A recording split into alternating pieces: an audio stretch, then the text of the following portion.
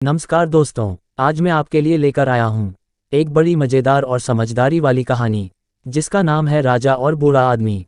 पुराने जमाने की बात है और बड़ी सीख देने वाली है। उस जमाने में राजाओं का राज हुआ करता था।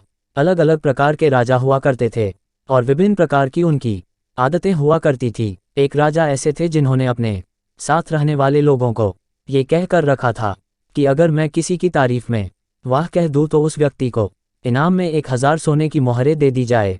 हालांकि यह राजा इतनी आसानी से किसी की बातों से या काम से प्रभावित नहीं होता था, इसलिए उसके आदमियों को कभी किसी को सोने की मोहरें देने की नौबत आई ही नहीं।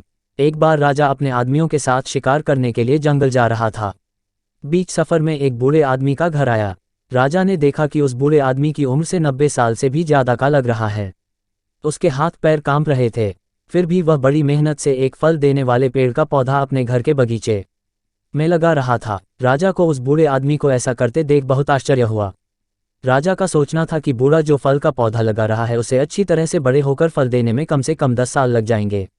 बूढ़े आदमी की हालत देखकर लगता था कि वह शायद ही 1-2 साल और निकाल पाएगा। फिर बूढ़ा आदमी क्यों इतनी मेहनत और तकलीफ उठा रहा है? राजा अपने आदमियों के साथ उस बूढ़े आदमी के पास पहुंचा और उसने यही प्रश्न बूढ़े से किया तो बूढ़े ने कहा, महाराज, अगर यही सोच मेरे दादा परदादा रखते तो आप मेरे बगीचे के इन कई पेड़ों को शायद यहाँ नहीं देख पाते और ना ही मुझे उनसे फल खाने के लिए मिलते। ये पौधे उन्होंने शायद मेरी उम्र में ही लगा कर गए थे, जैसे मेरे दादा परदादा ने मेरे बारे में सोचकर उन पौधों को लगाया था।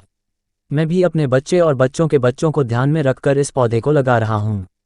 मेरे पूर्वजों ने अपना फर्ज अदा किया था, अब मैं मेरा फर्ज अदा कर रहा हूँ। राजा ने जैसे ही बूढ़े आदमी के विचार सुने तो उसके मुंह से उस बूढ़े आदमी की तारीफ के लिए वाह निकल गया। राजा के आदमियों ने राजा के मुंह से वाह शब्द सुनते ही उस बूढ़े आदमी को 1000 सोने की मोहरों वाली थैली इनाम के रूप में दे दी। 1000 सोने की मोहरें पाकर बूढ़ा आदमी बहुत खुश हो गया और उसने कहा कि देखिए महाराज, आप कहते थे कि यह पौधा मुझे शायद फल न दे, लेकिन इसने तो मुझे आज ही सोने की मोहरों के रूप में फल दे दिया। बूढ़े आदमी के सकारात्मक विचारों से प्रभावित होकर राजा के मुंह से 2 बार और वाह वाह निकल गया।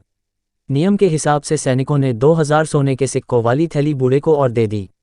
इस पर बूढ़ा आदमी और खुश हो गया तो उसने राजा से कहा कि कुछ राजा दयालु और बड़े दिल वाले होते हैं, लेकिन मेरी इतनी उम्र हो गई फिर भी कभी देखा नहीं था, लेकिन आज पहली बार आपको देखा तो उस बात पर विश्वास हो गया। राजा को अपनी तारीफ सुनकर बहुत अच्छा लगा तो उसने लगातार 3 बार वाह वाह वाह निकल गया और बूढ़े आदमी को 3000 सोने की मोहरें और मिल गई। दोस्तों, ये कहानी जितनी मज़ेदार है उतनी ही गहरी बात भी सिखाती है। ये कहानी हमें सिखाती है कि हर काम सिर्फ अपने मतलब लिए नहीं करना चाहिए। जब हम कोई काम निस्वार्थ भाव से करते हैं या दूसरों का भला करने के लिए करते हैं तो उसका फल भी हमें जरूर और जल्दी मिलता है। इसलिए दोस्तों, निस्वार्थ बनो और भलाई करते रहो। हमारे चैनल को सब्सक्राइब जरूर कीजिएगा।